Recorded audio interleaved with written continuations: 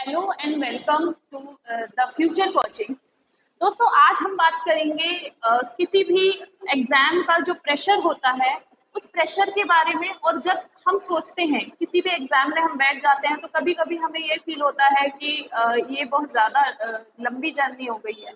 चाहे आप UP PCS की बात करें या यूपीएससी की, किसी भी कॉम्पिटिटिव एग्जाम में आपको क्लियर करने के लिए कोई शॉर्टकट नहीं है। पहले तो ये बात आपको हमेशा माइंड में रखनी है कि किसी भी कंपटीशन को निकालने का कोई शॉर्टकट नहीं है। जो भी प्रोसेस है आपको वो प्रोसेस फॉलो करना पड़ेगा।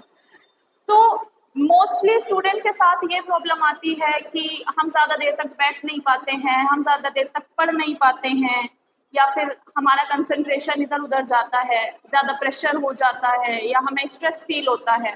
तो ये सारी प्रॉब्लम सभी के साथ आती हैं। बीइंग एन ह्यूमन बीइंग, सभी के साथ ये समस्याएं हैं। तो आज हम बात करेंगे कि वो कौन कौन सी चीज़ हैं जो किसी भी एग्ज़ाम को क्लियर करने के लिए ज़रूरी होती है।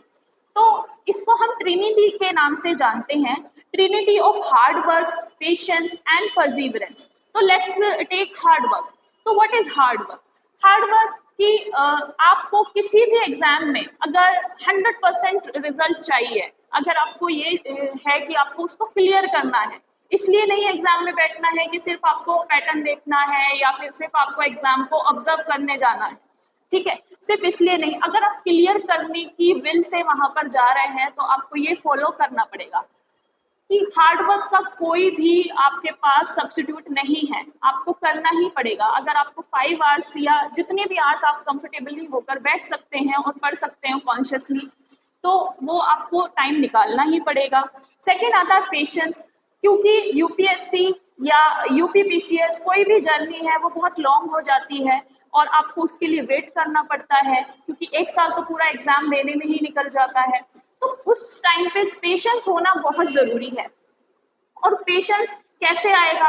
जब आपका वाई क्लियर होगा कि आप कर क्यों रहे हैं, किसके लिए। अगर आपने किसी को सोसाइटी को दिखाने के लिए कर रहे हैं कि रिलेटिव्स या ये सब खुश हो जाएंगे, तो बिल्कुल मत कीजिए। अगर आप इसलिए कर रहे हैं कि किसी ने आपसे कहा था कि आप ये क्लियर कर लो, इसलिए भी मत कीजिए। आप रिवेंज लेने के लिए मत कीजिए, क्योंकि अभी बहुत ज़्यादा फेमस हो गया है कि किसी ने फॉर इंस्टेंस XYZ किसी ने रिजेक्ट कर दिया तो आप उसको दिखाने के लिए कर रहे हैं, तब भी आप नहीं कर पाएंगे।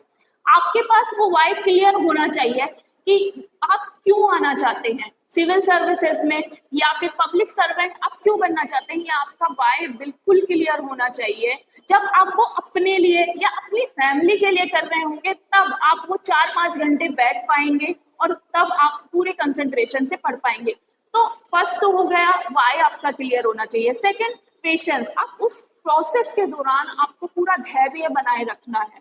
अगर चीजें नहीं हो रही हैं, फॉर इंस्टेंस आपका किसी साल प्रीलिम्स नहीं हुआ है, या फिर आपने 2 बार दे दिया तब भी नहीं हुआ है, तो आप फाइंड आउट कीजिए ना कि 2 बार मैंने दिया और मेरा अभी भी नहीं हुआ, गलतियां कहाँ कहाँ रही हैं, उन गलतियों पे काम कीजिए। इसको ब्लेम करना बंद कीजिए कि एक हम ब्लेम भी करते हैं कि नहीं पेपर खराब आया था, या पेपर बहुत हार्ड था, या ये चीज़ मेरे से नहीं हुई।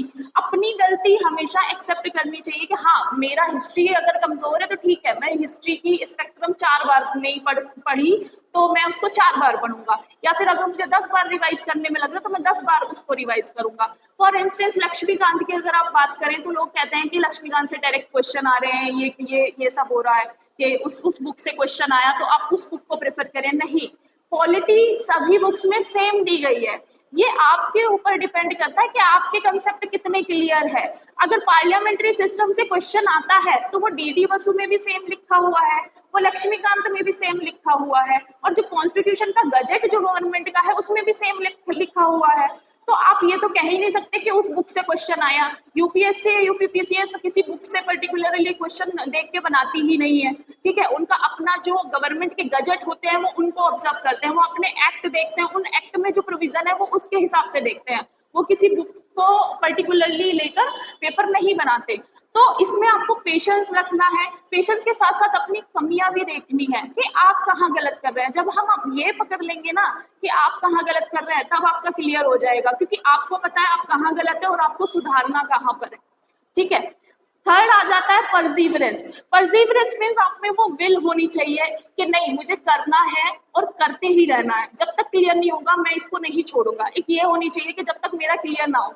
यहाँ पर मैं रेफरेंस दूंगी डॉक्टर शाह फैजल, जम्मू कश्मीर से 2009 बैच के आईएएस ऑफिसर, जिनके फादर को इंसर्जेंट ग्रुप ने एक शूट डाउन में मार दिया था, और उन्होंने स्टिल वो एमबीबीएस बने।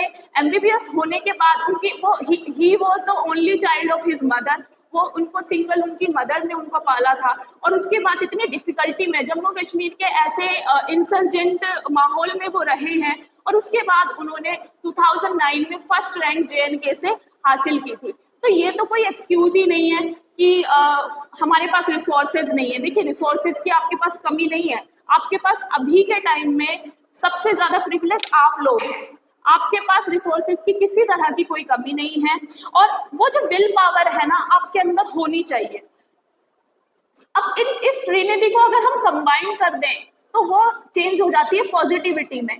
तो इस प्रोसेस में, इस पूरे प्रोसेस में आपको पॉजिटिव रहना है। आपको ये नहीं सोचना है कि यहाँ पर मेरा तो नहीं हुआ प्रीलिम्स तो अगले साल भी नहीं होगा, ऐसा नहीं है। अगर आप अपनी कमियां फाइंड आउट करेंगे तो हो सकता है नेक्स्ट ईयर आपको हो जाए। जैसे कि मैं इस साल जो यूपीपीसीएस में क्लियर किया है, उनका नाम है सल्तनत परवीन, और वो अभी एसडीएम बनी है। तो सल्तनत परवीन का हम एग्जांपल लेते हैं। वो ऐसे बैकग्राउंड से आती हैं कि वो खुद एक कोचिंग सेंटर में काम कर रही थी, और काम करते करते उन्होंने तैयारी की है। तो पॉजिटिव हमेशा बने रहना है कि आपके सर्क्यूमस्टेंसेस कैसे भी हों, आपके पास फाइनेंशियल आपको कोई भी प्रॉब्लम हो, या कैसी भी आपके पास प्रॉब्लम आ रही है, आप उसको टैकल कर पाए। ये तभी हो पाएगा जब आप अपने को पॉजिटिव रखोगे इस पूरी प्रिपरेशन में। थर्ड बात आती है कि कुछ लोग होते हैं जो आपको पीछे ड्रैग करने की कोशिश करते हैं कि नहीं तेरे से नहीं होगा, तेरे को तो ये भी नहीं पता। परहैप्स आपको एक क्वेश्चन का आंसर नहीं आता तो शायद 100 अदर क्वेश्चन के आंसर आते होंगे। तो कभी भी अपने को किसी दूसरे से कंपेयर ना करें। Don't compare yourself with others. आपकी कैपेबिलिटीज, आपकी कैपेसिटी, आपकी नॉलेज जो भी है वो सब आपको पता है, कोई दूसरा आपको जज नहीं कर सकता। तो इस चीज को ध्यान में रखते हुए इस ट्रिनिटी को फॉलो कीजिए, hard work, patience and perseverance, और इसको कंबाइन कर दे तो पॉजिटिविटी। और hope you are doing best, or wish you all the best for upcoming examination.